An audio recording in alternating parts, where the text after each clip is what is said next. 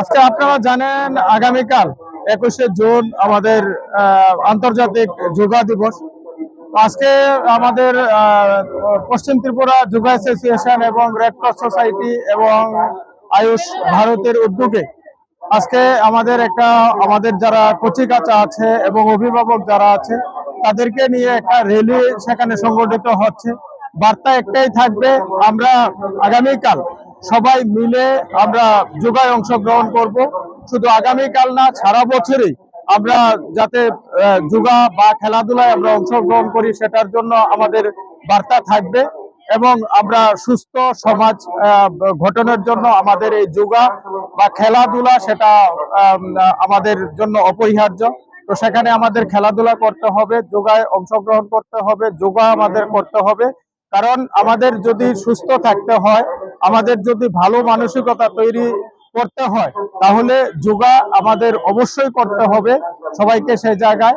তো সেটার এই আহ্বান থাকবে। আসুন আমরা সবাই মিলে আমরা কালকে আন্তর্জাতিক যোগা দিবস উপলক্ষে আমরা সবাই সেখানে যোগায় অংশগ্রহণ করি এবং সবাইকে উৎসাহিত করি যে সবাই মিলে যাতে আমরা সেই আন্তর্জাতিক যোগা দিবসে অংশগ্রহণ করে তার একটা সমাজের সুস্থ সমাজের জন্য, একটা শান্তিপূর্ণ সমাজের জন্য এবং একটা ভালো সমাজের জন্য আমরা সবাই সেটা একত্রিত হয়ে কাজ করতে পারি।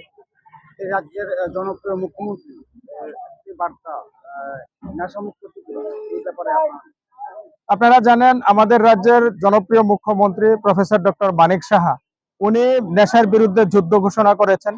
আপনারা দেখেছেন বিভিন্ন প্রশাসনিক লেভেলে সেখানে নেশার বিরুদ্ধে যুদ্ধ অলরেডি ঘোষণা হয়ে গেছে। তো আমাদের যারা কচিকাঁচা আছে, যারা খেলোয়াড়রা আছে, তো আমরা যদি প্রত্যেককে সেখানে খেলাধুলার মাধ্যমে যুক্ত করতে পারি এবং এই যোগার মাধ্যমে যুক্ত করতে পারি, তাহলে নেশার প্রকোপ অনেকটা কমে যাবে। কারণ নেশামুক্ত ত্রিপুরা যদি আমরা গঠন করতে চাই, তাহলে প্রত্যেককে সেখানে খেলার মাঠে আসতে হবে, খেলাধুলায় অংশগ্রহণ করতে হবে।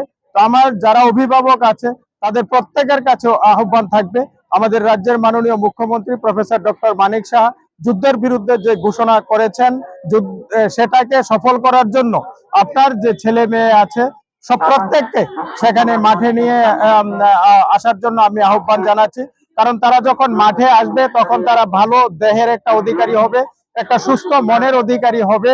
তারা কখনোই তারা নেশাতে আসক্ত হবে না এবং আমাদের রাজ্যের মাননীয় মুখ্যমন্ত্রীর যে স্বপ্ন সেই নেশামুক্ত ত্রিপুরা, তাদেরকে দিয়েই আমাদের সেই নেশামুক্ত ত্রিপুরা গঠন সম্ভব হবে।